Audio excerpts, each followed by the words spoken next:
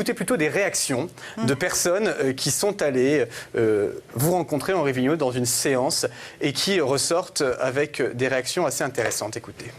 Au début, j'étais un peu sceptique, mais après, au cours de la conférence, quand on voit les gens passer et tous les détails qu'Henri donne à ces personnes, on ne peut plus douter, je trouve. Je pense que les morts peuvent nous transmettre des messages, car j'ai eu une expérience dans ma vie quand mon père est décédé. Quelques années plus tard, il est venu un soir dans mes rêves me donner un message et qui s'est confirmé. Donc oui, je crois... C'était quel message ? C'est personnel. C'était un tournant de ma vie et il m'a mise en garde. Et ça s'est révélé exact. Les plus beaux souvenirs par rapport à ces conférences, ce sont bien sûr les messages par rapport au décès des enfants. Parce que les enfants se manifestent régulièrement. Et j'ai notamment ma petite cousine qui est décédée à l'âge de 8 ans, qui vient se manifester à chaque conférence. Et d'ailleurs, voyez, là, je vous parle, j'ai des frissons, je suis sûre qu'elle n'est pas loin. Et je sais que les médiums, même s'ils ne la connaissent pas, ils me disent toujours, tiens, à côté de toi, il y a une petite fille blonde, avec une robe blanche, et qui donne son prénom, elle s'appelle Manon, alors qu'ils ne savent pas que j'ai perdu cette petite cousine. Et je sais qu'elle est toujours là à toutes les conférences, elle vient. Il est vrai que...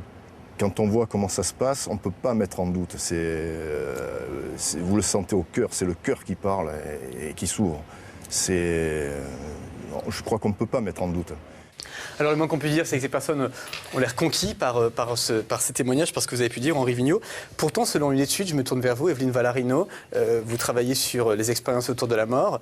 Il y a un grand nombre, alors le pourcentage je ne le connais pas, vous allez me le dire, mais un grand nombre de médiums qui seraient des charlatans. Combien ? Je pense qu'on parle de 96%. 96%, donc ça veut dire l'extrême majorité, quasiment l'unanimité, c'est ça qui est hallucinant. Et comment faire, Stéphane Alix, pour faire la différence entre un vrai et un usurpateur, un faux médium ? Quand on voit ce phénomène de l'extérieur, quand on arrive, ce qui est important, ce sont les informations factuelles qui sont transmises par le médium. Donc il y a des expériences qui ont été menées par des psychiatres, par des centres de recherche, qui consistaient à essayer d'isoler toutes les sources possibles d'informations que pouvaient recevoir les médiums. Donc le médium est placé dans une pièce, dans une autre pièce est placé un sujet récepteur dont le médium ignore l'identité, il ne sait pas si c'est un homme ou une femme, il ne sait pas s'il y a des personnes décédées autour de ce sujet. Et le but, j'ai reproduit cette expérience moi-même dans le cadre de recherche qu'on a fait il y a quelques années, dont Henri d'ailleurs faisait partie. Le but est d'obtenir le maximum d'informations par le médium sur un ou plusieurs entités ou esprits qui seraient autour de cette personne. Et le bilan de cette expérience ? Le bilan, c'est que on a une quantité d'informations factuelles extrêmement précises qui ne peuvent pas s'expliquer d'une façon par la probabilité, par la chance. Je suis concerné au premier chef, vu que mon frère est décédé devant moi en Afghanistan il y a quelques années de ça. Et pendant l'expérience qu'on avait fait avec Henri, on a fait un moment l'expérience portant sur mon frère. Je me souviens très très bien parce que j'ai retranscrit cette interview il y a quelques jours. Je suis en train de finir le livre que je consacre à ce sujet.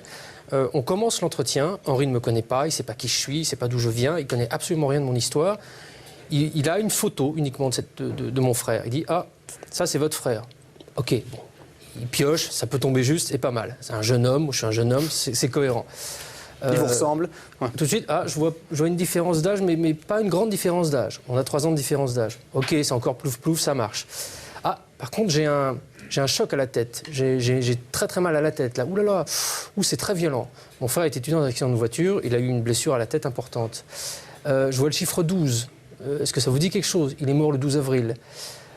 Et suit, pendant 1 heure, une accumulation de détails précis où Henri, mais les autres médiums avec qui on a travaillé, ne vont pas à la pioche. Ils ne vont pas tenter 3 questions, 20 questions, 50 questions et puis tomber de temps en temps sur une juste. C'est chaque fois quelque chose de juste, chaque fois quelque chose de précis. Là, le caractère de mon frère a été décrit dans les moindres détails. Donc, moi, je continue à être... à vous demander. J'ai du mal, j'ai toujours du mal, mais il est totalement avéré et indiscutable que Henri, ne me connaissant ni d'Ève ni d'Adam, a sorti 30, 40 faits extrêmement précis sur mon frère. D'où vient cette information ? Est-ce qu'elle vient de mon frère qui continue son licence quelque part ou est-ce qu'elle vient par un autre biais? On n'a pas la réponse, mais là, c'est particulièrement impressionnant. Alors c'est impressionnant, effectivement, là on pourrait dire c'est un vrai médium comme Lionel qui va se prêter donc justement à l'exercice, faire une séance sur ce plateau, ce qui est j'imagine difficile, et on en reparlera dans quelques instants. En tout cas, je me tourne vers vous, Henri Vigneault, pour l'instant, et nos caméras, se sont dirigées dans une séance publique. Je dis bien public, que vous avez donné, une séance médiumnique publique. C'était à Beau-Soleil, il y a un mois. Regardez.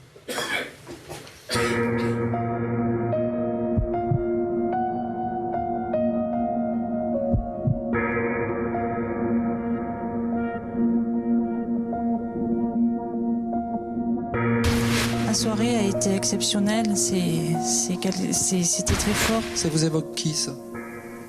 Je pense que ça doit être David. Quelqu'un de proche de vous? C'est mon fils. Un fiston? Je sens comme un toucher à la tête. Il a eu quelque chose à la tête, madame. Le choc il a eu un accident de voiture. Oui, enfin, le choc était crânien en même temps, parce que j'ai un choc violent frontal en même temps. Vous voyez? Oui. C'est ce que l'esprit me fait comprendre et ressentir. Mais il y a à côté de lui, madame, un autre jeune en même temps. C'est son copain qui s'est tué en moto il n'y a pas longtemps. Voilà, parce qu'il y a un autre jeune, un ami à lui, qui est à côté de lui. Je les vois apparaître ensemble, madame. Il me dit, je l'ai retrouvé.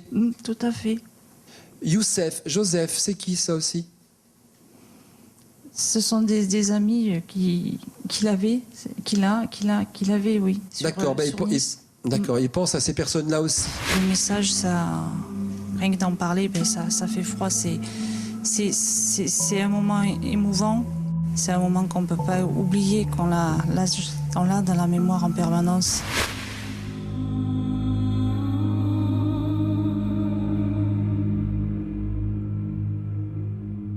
Il collectionnait les tableaux, les peintures, parce qu'il montre ça. Il en avait beaucoup, oui. Il en avait beaucoup, hein? Oui, une collection. Si vous pouvez les garder encore, faites-le. Mais je le garderai. Il y a beaucoup de soucis le concernant, c'est ce que j'entends à l'oreille. Je ne m'attendais pas d'ailleurs à ce qu'on me pose la question par rapport à ce petit garçon. Voilà, c'est ce que j'entends aussi. Le diagnostic, en fait, est un peu ambigu, madame, dans ce que je peux voir. Il serait atteint d'un purpura, mais c'est en train d'évoluer et ils sont inquiets, ils ont peur que ça... Mais on a dû mettre longtemps avant de pouvoir identifier la maladie, madame, parce qu'il y avait vraiment un problème dans la recherche pour moi. Vous voyez? Presque 2 ans. Voilà, c'est ça. On me fait comprendre sur le plan spirituel qu'il y a quand même une évolution favorable à un moment donné. Mais j'entends mon guide qui me dit à l'oreille, tout n'est pas perdu, j'entends. À l'instant, j'entends. Oui, ça me fera plaisir de le lui dire.